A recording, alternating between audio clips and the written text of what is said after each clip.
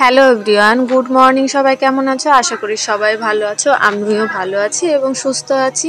আরও একটি দিনে আরও একটু নতুন ভিডিওর সাথে তোমাদের অনেক অনেক শুভেচ্ছা ও ভালোবাসা জানাই। আর এখন কিন্তু ঘড়ির কাঁটায় 7টার মতো বাজে। বাইরের সব কাজকর্ম কিন্তু আমার কমপ্লিট হয়ে গেছে। আর এইদিকে কিন্তু আমার ওমসোনা ঘুম থেকে উঠে গেছে। আর জানো তো, বাচ্চারা যখন ঘুম থেকে ওঠে না, ওদের মেজাজটা কিন্তু খুব খারাপ থাকে বড়দের মতো। সেই কারণে কিন্তু ওর মনটা একটু ভালো করার জন্য আমি একটু টাইম পাস করছি ওর সাথে। আর ওপরে কি দেখাচ্ছি জানো তো, একটা টিকটিকি দেখাচ্ছি। আর আমার সোনা কিন্তু টিকটিকি দেখতে ভীষণ ভালোবাসে। আমার সোনা না, যে কোনো বাচ্চারাই কিন্তু পোকামাকড় এসব দেখতে কিন্তু একটু বেশি ভালোবাসে।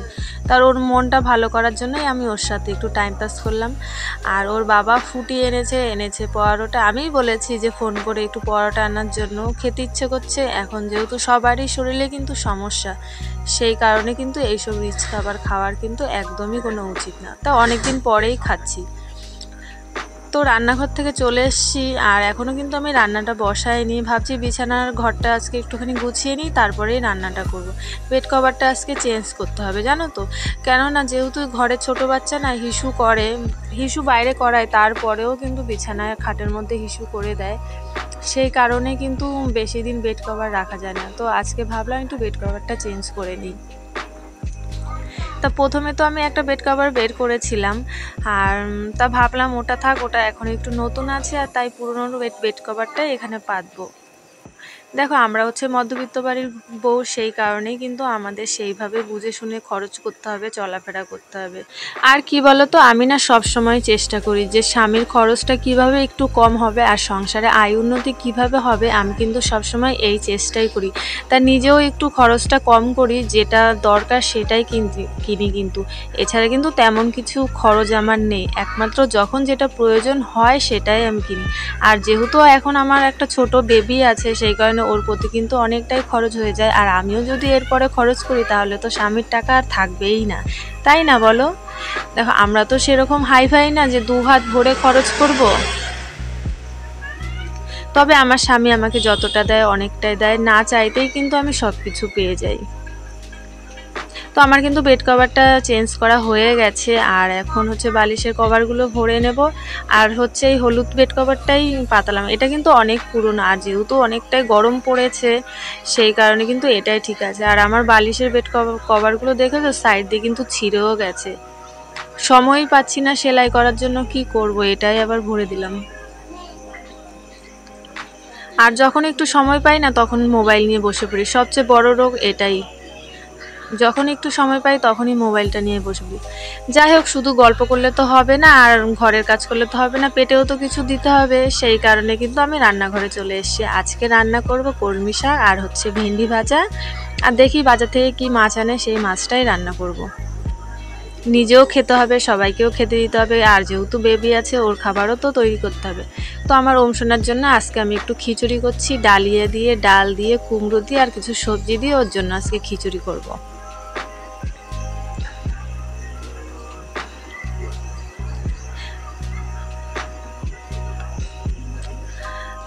আর জানো তো, আজকে না বাজার থেকে এনেছে এই চুনো মাছগুলো। আর আমার কিন্তু চুনো মাছ খেতে ভীষণ ভালো লাগে, ভীষণ ফেভারিট। তা চুনো মাছের আজকে ঝাল করলাম। আমি কিন্তু চুনো মাছের ঝাল ওইভাবেই করি, আমি কিন্তু জলটা পুরো শুকিয়ে ফেলবো। আর তোমরা কিভাবে করো বলো তো? আমার কিন্তু এইভাবেই বেশ ভালো লাগে।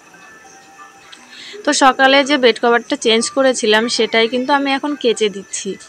রোজেরটা রোজ যদি কেচে দিই, তাহলে কিন্তু আমাদের কষ্টও কম হবে। আর ঘরে যদি জমিয়ে রাখি, এরপরে হচ্ছে বাচ্চারও জামা কাপড় অনেক হয়ে যাবে, আর যদি এগুলো থাকে অনেক হয়ে যাবে। সেই কারণে কিন্তু আমি কেচে দিচ্ছি। আর ওয়েদারটা কিন্তু আজকে বেশ সুন্দর, আকাশে কিন্তু ভীষণ রোদ, সেই কারণে আরও তাড়াতাড়ি করে কেচে দিলাম। কিন্তু তারপরে কি হয়েছে জানো তো, তারপরে কিন্তু অনেকটাই বৃষ্টি হয়ে গেছে। যাই হোক, আমার তো রান্না টান্না হয়ে গেছে। তারপরে হচ্ছে আমি রান্নাঘরে এসে একটু রান্নাঘরটা পরিষ্কার করে নিচ্ছি। আর আমি রোজই কিন্তু রান্নার পরে রান্নাঘরটা হালকা হাতে একটুখানি ক্লিনিং করে নিই, তাহলে কিন্তু একটু কষ্টটা কম হয়। আর এই দেখো, এখন ওই প্রায় 12টার মতো বাজে। দেখো কি পরিমাণে বৃষ্টি হয়েছে, আর ঝড়ও কিন্তু ভালোই হয়েছে। আর আজকে আমাদের এখানে ভোট দিতে যাওয়ার ডেট, তা ভোট দিতে যাব রেডি হয়েছি, সেই সময়ে এত জোরে বৃষ্টি নেমেছে আর এত ঝড় হচ্ছে যে আর বেরোতেই পারলাম না। প্রায় 1.5 ঘন্টা লেটে এখন যাচ্ছি ভোট দিতে। 1টা-1.5টার মতো বাজে এখন। আর আমাদের বাড়িতে কিন্তু ভোট দিতে যাওয়ার জায়গাটা বেশি দূরে না, কাছেই। তো তোমাদের সাথে কিন্তু আবার অনেকটা সময় পরে আমি চলে এসেছি। মাঝখানে আর সেরকম কোনো ভিডিও করা নেই। ভোট দিয়ে এসে খাওয়া দাওয়া করে না একটু ঘুমিয়ে পড়েছিলাম, তাই মাঝখানে আর কোনো ভিডিও করতেই পারিনি। বিকেলবেলা ঘুম থেকে উঠে একটু ঘর টরগুলো ঝাড় দিয়ে নিচ্ছি। আর আমাদের এখানে কারেন্টও নেই জানো তো, ওই যে ঝড় বৃষ্টি হয়েছে সেই কারণে ফোনে চার্জও নেই সেরকম, একটা কোনোরকম ভিডিও করছি। তো রাত্রেবেলা হচ্ছে ও মোর বাবার সাথে একটু বাজারে যাচ্ছে, একটু কিছু খাবার টাবার আনতে। সন্ধ্যাবেলা হলে না কিছু খাবার খেতে ইচ্ছে করে। আর আজকে যেহেতু ওই ঝড় বৃষ্টি হয়েছে সেই কারণে না বাজারে কোনো চাউমিন বা রোলের দোকানও বসেনি, যেন কি নিয়ে এসছে, মিষ্টি নিয়ে চলে এসছে বাজার থেকে। আর ওরা বাজারে গেছে, সেই ফাঁকে ওই কিছু বাসন ছিল, সেই বাসনগুলো আমি একটু সুন্দর করে গুছিয়ে নিচ্ছি।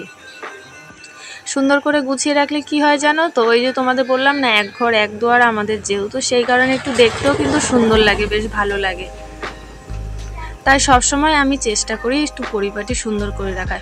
তো আমার ভিডিও তোমাদের কেমন লাগলে তোমরা কিন্তু আমাকে অবশ্যই জানাবে। আর যদি ভিডিওটা ভালো লাগে অবশ্যই চ্যানেলটিকে সাবস্ক্রাইব করে দিবে, আর একটি লাইক কিন্তু অবশ্যই করে দেবে।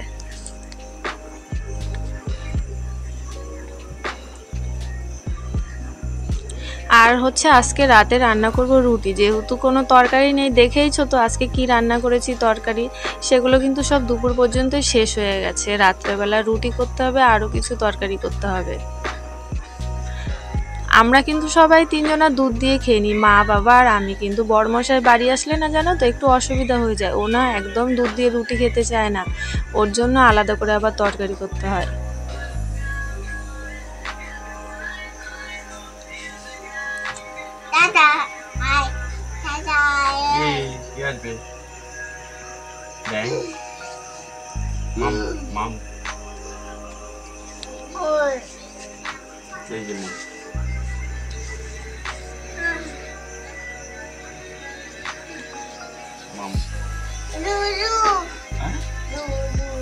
জুজু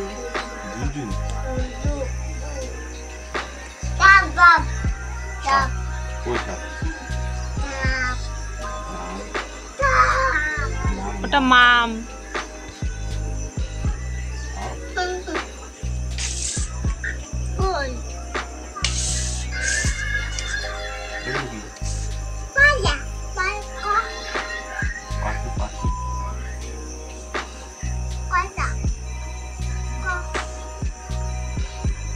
যাই হোক বন্ধুরা, আমার এবং আমার ছোট্ট সোনার ভিডিও তোমাদের কেমন লাগে অবশ্যই কিন্তু জানাতে ভুলো না। আর আমি কিন্তু ভিডিওটা এখানেই শেষ করছি। পড়াশোনার মধ্যে ভিডিওটা কিন্তু আর বেশি বড় করছি না। তোমরাও ভালো থেকো, আমিও ভালো আছি, সুস্থ থেকো।